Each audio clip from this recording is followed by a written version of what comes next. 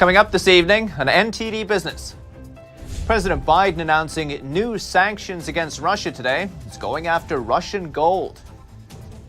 Europe is looking to cut out Russian energy imports. How does that benefit China? And all the while, governments around the world trying to fight inflation. They're using price caps, tax cuts, and even more handouts. Will these policies work? That and much more coming up on NTD Business. Great to have you with us. Paul Graney here live from New York City. The United States and its allies ramped up pressure on Moscow today over its invasion of Ukraine. Here's President Biden. We're also announcing new sanctions of more than 400 individuals and entities in alignment with the European Union.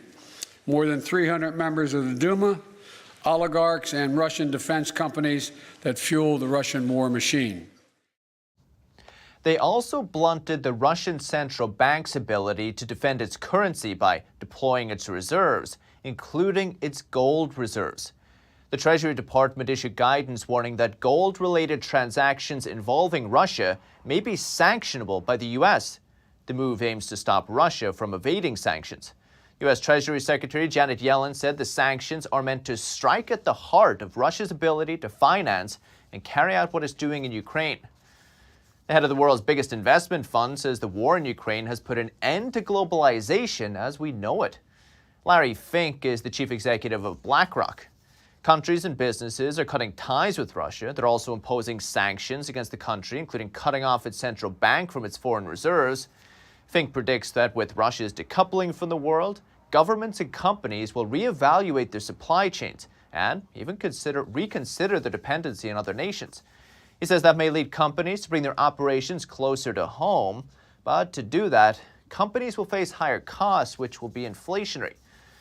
Bans on Russian oil and gas will also be inflationary for the regions that impose them. Europe, for example, relies heavily on Russian energy. Now it's going to have to pay more to get its energy from somewhere else. China, on the other hand, is not cutting Russia off.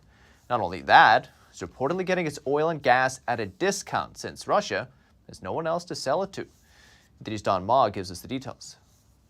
If Europe goes ahead with a ban on Russian oil, millions of barrels of oil could be lost from the market, and that would drive up oil prices, especially for Europe, because it imports almost a third of its oil from Russia.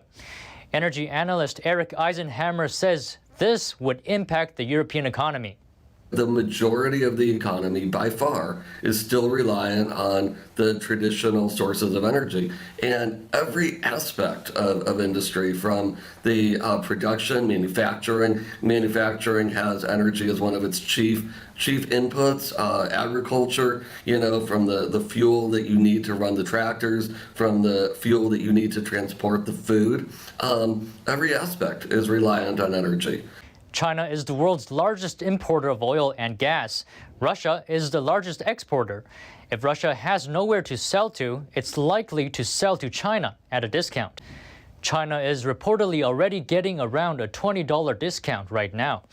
If China can get cheaper oil, Chinese industries that rely on oil will be able to manufacture products at a lower cost. Energy expert Daniel Turner says that could result in the West losing manufacturing capacity to China. Yeah, if fossil fuel prices continue to rise the way they are, it becomes unprofitable for businesses to operate, right? There's a certain price point where people will no longer buy your goods because they just can't afford to, because you can't afford to make them at an economic price point. That's why manufacturing moves overseas. But European economist Christian Bjørnskov says Europe would only feel the pain of oil shortages for about a year.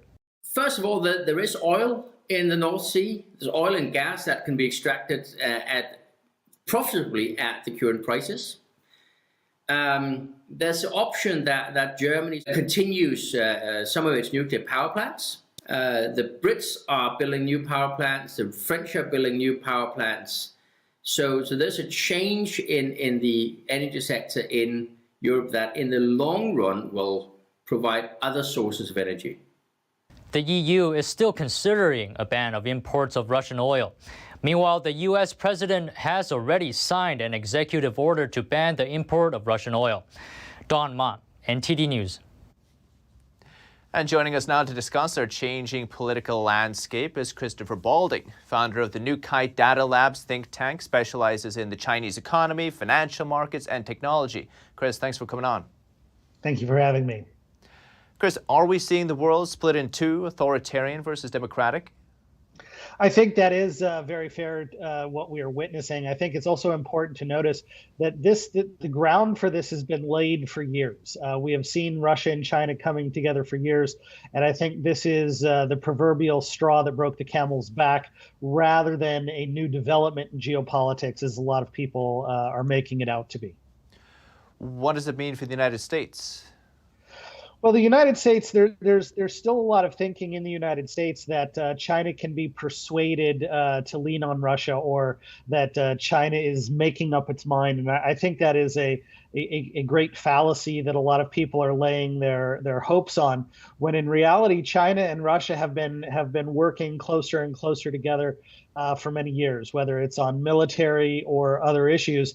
And to be quite frank, Chairman Xi and Vladimir Putin have a fundamental similarly worldview, in that they view the collapse of the Soviet Union in 1989 as the greatest tragedy of the 20th century, and their goal is to recreate this romantic worldview of Russian and Chinese dominance.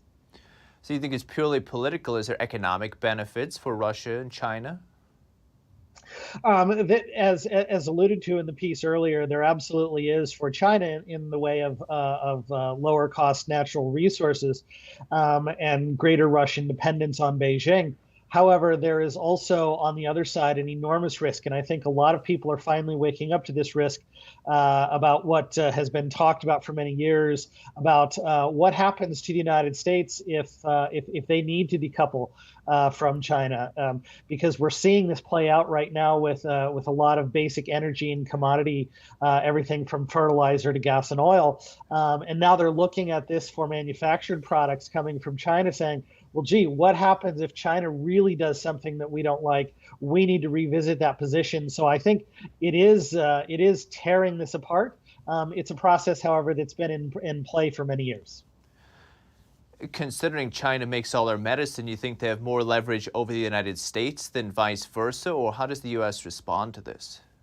Well, it's one of the things is that there's this odd decoupling going on there, in the sense that China manufactures a lot of the base inputs for pharmaceuticals, but really a lot of pharmaceuticals, especially mid-range generics, come from places in India and Latin America, and also a significant amount from China. So I do think China has some, but that is an industry that can be relocated and manufacturing shifted.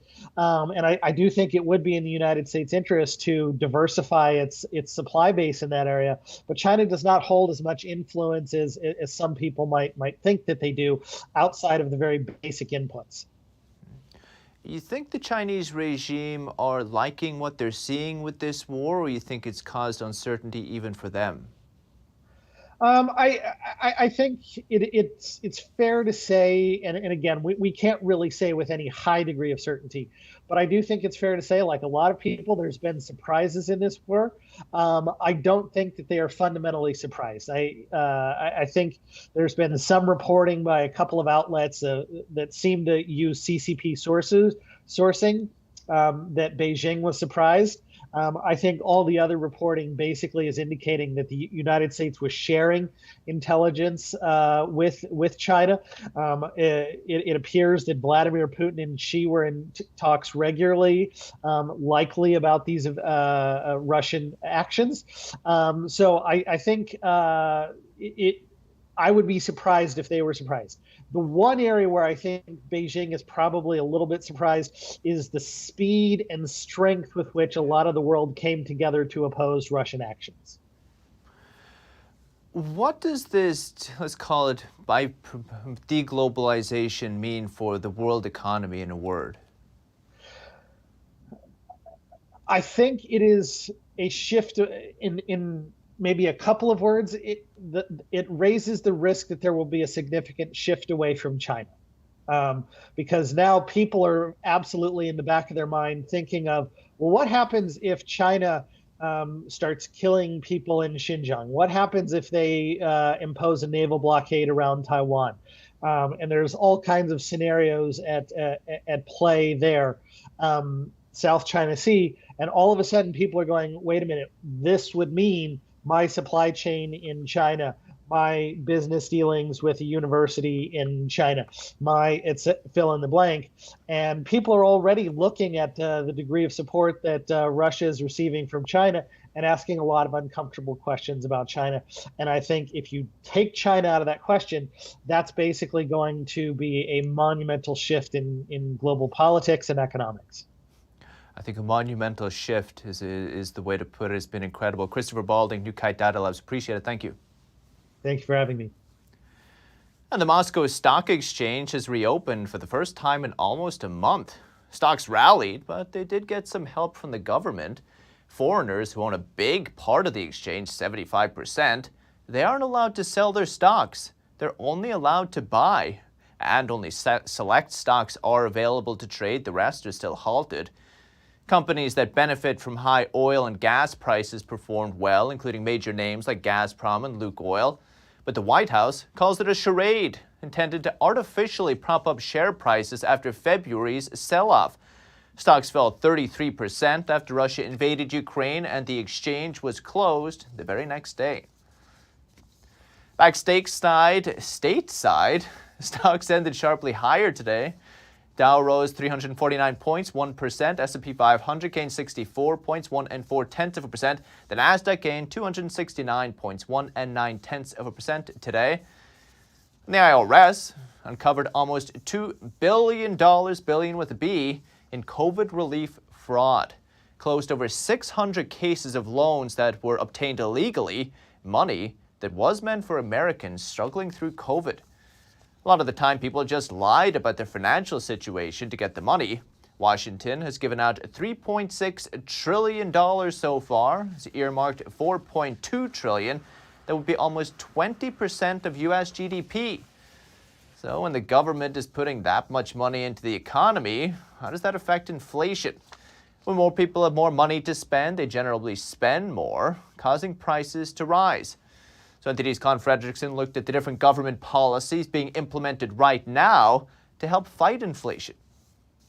Different governments are dealing with high inflation in different ways. In California, Governor Gavin Newsom wants to give out a $9 billion tax refund. $400 for each registered vehicle that an individual owns, up to 2 vehicles. And in Canada, in the province of Quebec, the government wants to give everyone $500 if they make less than $100,000 a year. Quebec Finance Minister Eric Girard says this will counter the rising cost of living. They're trying to sort of ease the burden of the inflation on the people, but generating more money to go hand it out just makes the problem worse. Eric Alexander is a financial advisor with Benchmark Income Group. Alexander says inflation is caused by having too many dollars in the system, which makes everything more expensive. Pushing money into the economy in order to kind of stabilize things is great in the moment, but all of that money supply starts to raise prices on its own. And in Africa, Egypt has created price caps on bread. That means businesses can't sell bread at a higher price than an amount set by the government. Price caps never work, and they never have worked. All it will do is create shortages, and as soon as you lift the price caps, the inflation will be worse than it was before. Michael Busler is a professor of finance at Stockton University. Busler says price caps cause shortages because businesses will produce less and consumers will buy more. And in the UK, British Finance Minister Rishi Sunak is cutting taxes. Giving somebody a tax cut gives them more money to spend, which will only help sustain inflation over time. Lance Roberts is the chief investment strategist for RIA Advisors. Roberts says the way to fight inflation is to A, stop sending out the money, and B, incentivize companies to produce more product. And this is something that we just have to rebalance that inflation equation of supply and demand. The Federal Reserve's inflation target is 2%. It's currently running at 2.5 times that rate. Colin Frederickson, NTD News. The Fed now wants to bring inflation back down to its 2% target. To do that, we all know it's raising interest rates, but that doesn't come without risks. Low rates were used to stimulate and gas the economy. High rates could do the opposite. That's why we hear about the Fed looking for a soft landing, raising rates just enough to take steam out of the economy and money out of people's pockets without plunging us into a recession. Anthony Davies is an associate professor of economics at Duquesne University. I asked him how fine a line the Fed is walking. It's walking a pretty fine line for a couple of reasons.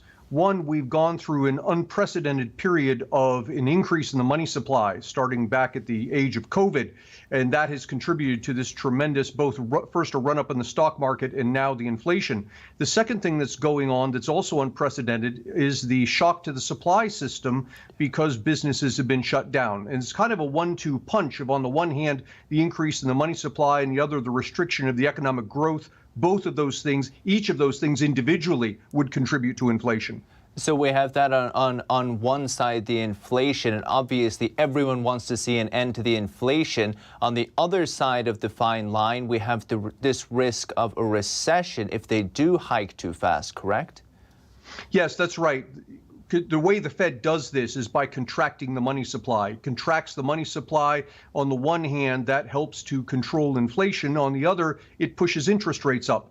And as interest rates go up, businesses are less apt to invest. People are less apt to make big ticket purchases. And so the economy cools down a bit. So the Fed has to walk a fine line here between, on the one hand, controlling inflation, and on the other, pushing us perhaps back into a recession by increasing unemployment. Which scenarios is most likely? That's a very good question. I think at the end, oddly, it comes down to a political question. That is, what are people willing to live with? Because we're going to have to make a trade-off here. Do we want to control prices, in which case we're going to have to run the risk of recession? Or are we not willing to run the risk of recession, in which case we've got to deal with the higher prices? But either way, all of this finds its roots in the unprecedented government spending. The Federal Reserve has had to print money to finance the federal spending, and that's what's put us where we are now. You mentioned stocks, bonds, housing, everything at the beginning of the discussion. What do you think happens to those prices over the next 12 months? Well, over the next 12 months, if the Fed does indeed cut back on the money supply, we see interest rates going up, it's going to put a kind of a cap on housing prices. We've seen housing prices jump in part because of the inflation, but that's going to be kind of leveling off if all of a sudden it's more costly to get a mortgage because the interest rates are higher. People are going to be less apt to buy housing. Also, the big wild card here is what happens with businesses. Are they successful in bringing workers back to the office, or are workers going to be working remotely on a somewhat permanent basis? It's this move to remote work that has been driving in part the increase in the housing prices as people move out of urban areas into suburban areas. A lot to watch. Professor Anthony Davies, appreciate it. Thank you. My pleasure. Thank you. Weekly jobless claims hit a 53-year low last week. Today's numbers from the Labor Department show just 187,000 people in the U.S. filed for initial weekly unemployment benefits last week, much lower than expected. The last time jobless claims were that low was 1969. It's a bright spot for the economy right now, even as people feel the pinch of higher oil and gas prices and other inflation pressures. The problem is, the strong jobs number could lead the Federal Reserve to step up its pace of interest rate hikes as a way to keep inflation in check. And rideshare giant Uber and iconic yellow taxis in New York, they've been bitter rivals for nearly a decade since Uber was created. But now former foes become friends in a surprising new partnership. NTD's Phil Zoe has the story. All right. Thank you so much. Grabbing a taxi or grabbing an Uber, there used to be a big difference, but now you soon may be able to get the iconic yellow cab taxi on the Uber app. Uber reached an agreement to list all New York City taxis on its app. That's according to an exclusive report from the Wall Street Journal. We do get rides over here. You see it right here? They show if you accept trips. bitter rivals of the past not too long ago, frankly, hopefully coming together. So that's the biggest surprise, I think. I spoke to New York taxi driver of 10 years, Giulio Palmieri. But it's probably a good idea, you know. The more opportunities we have, the better for everyone, you understand? Palmieri says he has no hard feelings towards Uber. If you go outside of Manhattan, 2, 3, 4 in the morning, you know, you definitely pick up someone going to the airport. Mark Warnquist is the CEO of insurtech company InShare. He was formerly the global claims director at Uber, managing claims for over 70 countries at the time. I'm hopeful that the prices don't go up. They might go up a little bit. We might see a little bit of that. But, you know, we've already seen some price hikes with the pandemic. So I don't think that's the biggest part of this. The former Uber director says with rideshare and last mile delivery picking up, there's been a shortage of drivers. Uber and other platform companies have been trying to find whatever ways they can to increase the supply of drivers. And Uber just did that, right, with 14,000 drivers. That's a very big deal for New York City and for Uber. For this service, taxis won't be using the meter to charge a fare. Instead, drivers will get paid in a similar fashion to riders ordering an Uber X. The partnership is expected to launch later this spring. Phil Zhou, NTD News, New York. Pro athletes and entertainers no longer have to worry about being vaccinated in New York City. New York's mayor today says they'll be exempt from the city's vaccine mandate. Mayor Eric Adams said the mandate was not fair to players and performers who lived in the city because those visiting the city who were unvaccinated were already exempt from the requirement. Currently, only non-residents are exempt under this executive order. We expanded it to residents of New York City. It's unimaginable. We were treating our performers differently because they lived and played for home teams. It's not acceptable. Last year, New York basketball star Kyrie Irving missed home games because he refused to comply with the city's vaccine mandate. Now he can play in the home games. But the city's vaccine mandate still applies to people in other lines of work, and the city is facing pushback against the exemption. One city official says it's not fair that players get the exemption, but not the ushers or janitors who also work in the arena. Government employees are still required to be vaccinated. The city has suspended some of them, including firefighters, for not getting the shots. And although New York City has eased virus restrictions, small businesses are still being affected by the decline in the number of office workers. NTD's Sean Marshall has more. New York City has a problem. Workers aren't returning to the office. The effects have been trickling down onto the small business economy. In Midtown Manhattan, offices are getting barely 1/3 of the pre-pandemic workforce.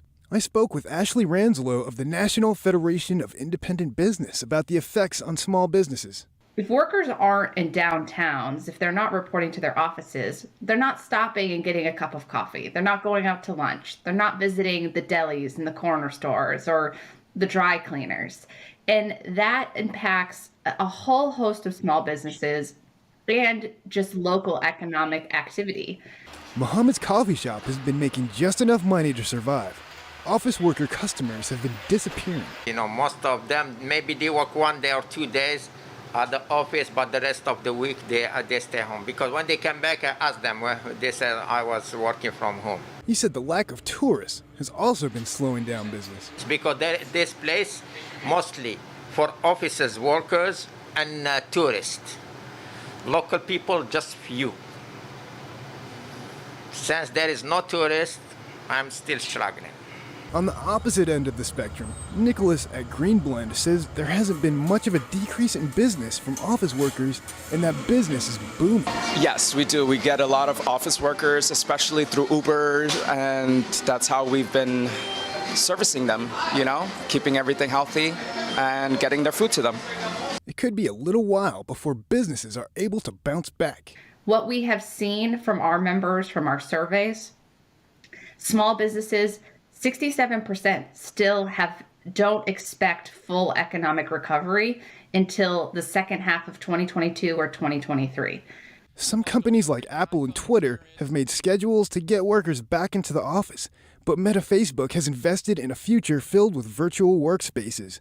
Their management team, including Mark Zuckerberg, is working remotely from different countries. Sean Marshall, NTD News. Still to come, stay with us. Ralph Lauren debuts this year's fall-winter collection with his first fashion show since before the pandemic. That and more coming up on NTD Business.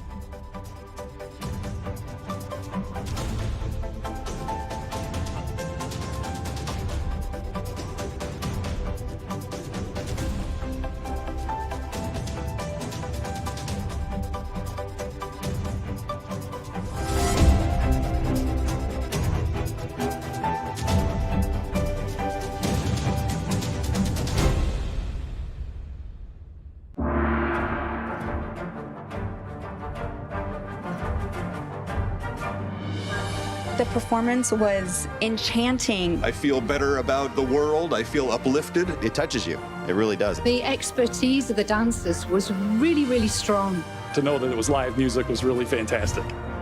We didn't want to miss this. Make sure you see it. Have to come. Life-changing. Coming to the Palace Theater, Stamford, and NJPAC from March 30th. Secure, the true solution for your digital privacy and security. Secure is a private and secure messaging and email solution hosted in Switzerland, using military-grade encryption and Swiss privacy laws, giving you true privacy. Secure is 100% private and does not collect or sell any of your personal data. Secure's Helix technology connects you securely to our Swiss servers without the need of a VPN, guaranteeing privacy and security for all your communications. Secure Messenger doesn't require your phone number or any personal data that hackers target. Chat by Invites allows you to chat privately and securely with anyone outside of your secure network without the need for others to download Secure. Secure Send offers you a private and secure way to email anyone outside of Secure. You won't find this level of privacy or security on any other email or instant messaging application. Visit secure.com. Regain and protect your privacy today. Communism is evil. Oh, come on. Listen, if you're as tired of the censorship as I am, I've actually got good news for you. Check out epictv.com.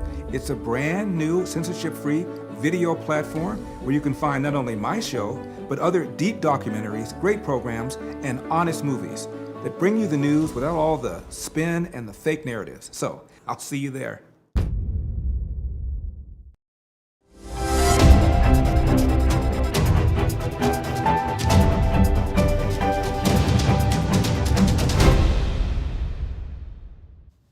Welcome back. For all you vegetarians out there, you have a new option during snack time. Beyond Meat is unveiling its plant-based jerky. The company had already replaced meat with its hamburgers, sausages, meatballs, and chicken. Now they've turned to jerky. Officials say there are currently 3 flavors: original, teriyaki, and hot and spicy. And just like beef jerky, these vegetarian-friendly options are marinated and slow roasted. Instead of meat, they're made from ingredients like peas and mung beans. Customers interested in checking out the Beyond Meat jerky will be able to find them in all places where traditional jerky is sold. And finally this evening, after so much time apart during the pandemic, fashion designer Ralph Lauren debuted his Fall-Winter 2022 collection. He used, quote, timeless designs to unite us all. The show was held at the Museum of Modern Art in Midtown Manhattan. It comes as the fashion world tries to turn the page on the shutdown. Some well-known actors even participated in the show. Ralph Lauren says he tried to focus on classic looks for a timeless style. As such, the show showcased suits, jackets, and pants in black and white. The designer said a touch of red was sprinkled about for romance. His last show was back in 2019. That's the latest from the NTD Business team and myself, Paul Graney. You can still catch NTD Evening News with Stephanie Cox. That's at 6:30 p.m. Eastern. For NTD Business, that's all for today. Thank you for watching. We'll see you tomorrow.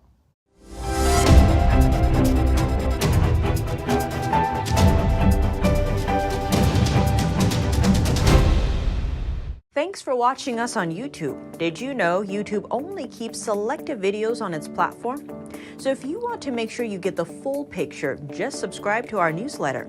Go to newsletter.ntd.com and sign up. It's free.